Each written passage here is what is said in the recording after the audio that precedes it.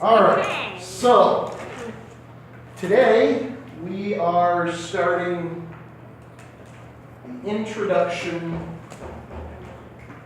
to matrices. Yes, I'm going to hand it out in just a second. Our objective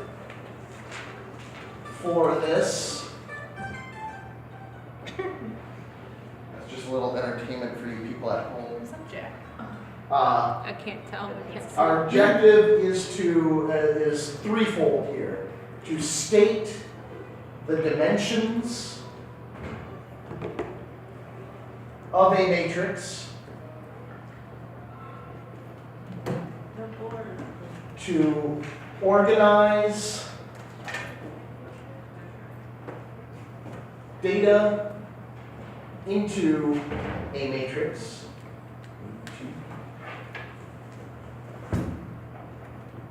and finally to identify elements of a matrix. And of course, you can't be told what the matrix is. You have to see it for yourself. How many matrix strokes are you gonna make?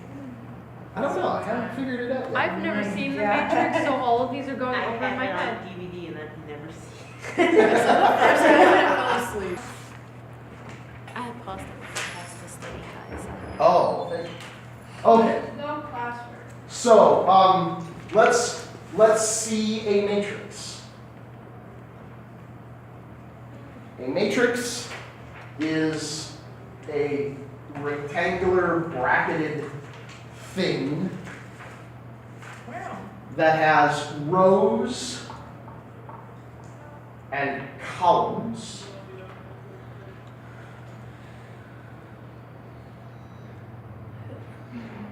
And the elements are numbers or variables. Say A, B, C, D, E, F. And this would be row 1, row 2, column 1, column 2, column 3. Nothing huge, right? Nothing spectacular that it's just, we're just introducing this idea, okay? So rows, columns. And you always start with rows and with columns. In fact, we have a term for that. It's the dimensions of a matrix.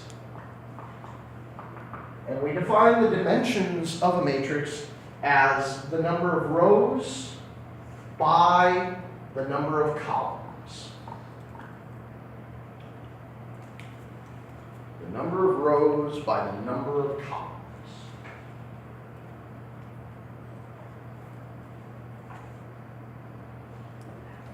Yes? Like, am I allowed to have an exception for being allowed to use this on a test? You can copy exactly any of it into your notes and use it that way.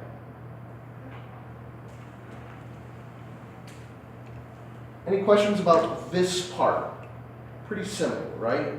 What this matrix that I've given here, what would be its particular dimensions?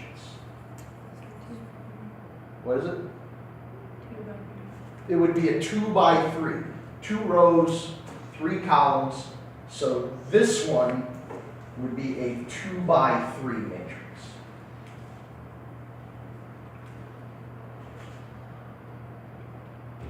If you want to relate it to something that we already know, X direction first, Y direction second.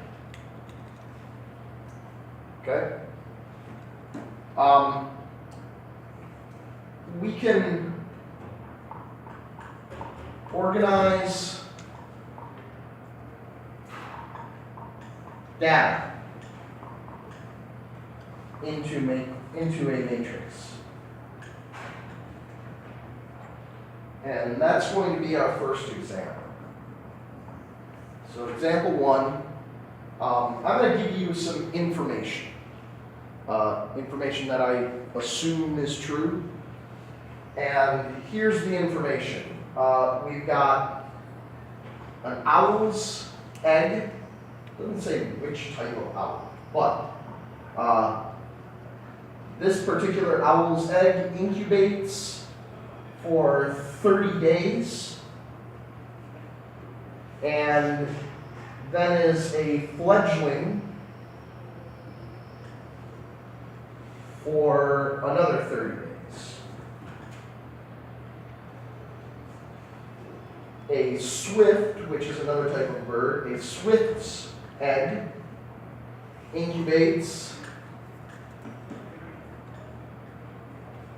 for 20 days and is a fledgling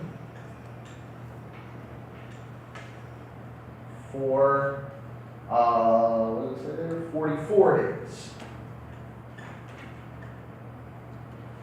A pigeon's egg incubates for 15 days and is a fledgling for 17 days. And then a king penguin's egg. A king penguin's egg Wait, incubates. Wait, what? There are king penguins. It's a bird. Yes. They're specifically penguins, so that was not sure. Yes, they're a specific type of penguin. Is They it- give us a specific type of penguin, but not a specific type of owl. is I don't it, know why. is it the egg that the bird lays? Yes. Okay, so a king penguin is a female? Yeah, there's King- king penguin is It's a just type the of species. penguin. They are both male and female king penguins. Both male and female emperor I penguins. thought they had like their Rock own hop kingdoms and penguins, like they blue actually penguins. ruled each other. That'd be cute. They'll be so smart. King penguins' eggs incubate for 53 days because it's so cold there, and are fledglings for 360 days, almost an entire year. Is that how long their babies for? Right, that's how long before they leave the nest, leave the parents, that sort of idea. So we've got some very long periods of time, some very short periods of time. We want to, don't continue, well, I'm not going to erase anything. Okay. All we want to do is enter the data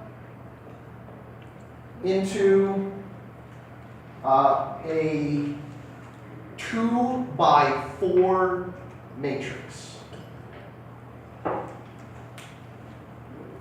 A 2x4 matrix, meaning 2 rows and 4 columns.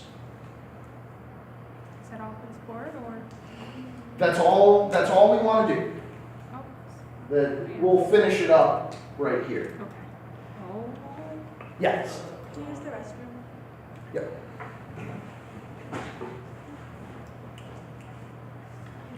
Okay. So, if I'm going to do 2 rows, 4 columns, how should I label my 2 rows? How should I label my 4 columns? What are my categories going to be? Should be incubating and fledgling. Okay, incubation and fledgling will be my 2 rows, absolutely. So, the first row, we'll say incubation. That'll be the first row, and fledgling will be the second row. So row 1 and row 2. Okay. And so what would the columns be? What type of bird? The type of bird, right. So we've got, and I'm just gonna shorthand all these. We've got owls, swifts, pigeons, and king penguins. So then you just put them in as they go. What would go right here? Incubation owl, Oh, 30, 30. What would go incubation swift? 44. What? Wait, yeah, 44. Oh, That's 30. oh. 20. Oh, I'm sorry, I thought we were doing I the was fledgling, looking- my bad. Okay, I was looking. What about incubation pigeon? 15, 15. What about incubation king penguin? 53. 53. And fill in the other row for me. 30, 44, 17, 30, 44, 17, and 360. And we have created a matrix. And the thing about matrices is they are all numbers and or variables, but importantly, they are all numbers. And you have somehow still talked about individual pieces of data and organized them correctly. And the reason this is so important is because doing something like this allows a computer to understand what you are doing, to be able to organize things for a computer, to be able to organize data for a computer.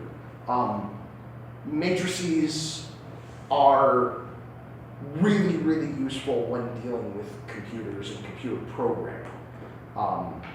This is one of the most important things to learn if you're going to do what's called linear programming, which is a big, giant part of computer science. Okay? We good? Okay, let's stop it. That's the end of the first board.